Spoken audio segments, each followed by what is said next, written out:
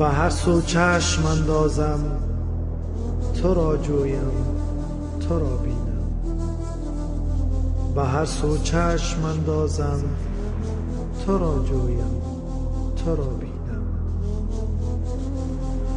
تویی با هر نفس در جان، تویی ایمانم تویی دینم. گهی چشمم بود پرخون، گهی دردم شود افزون، گهی از حد شود بیرون. چی دلتنگم چی غمگینم. حدیث عشق روی تو، پریشانم چو موی تو. دلم دایم به کوی تو، تویی دردم تو تسکینم.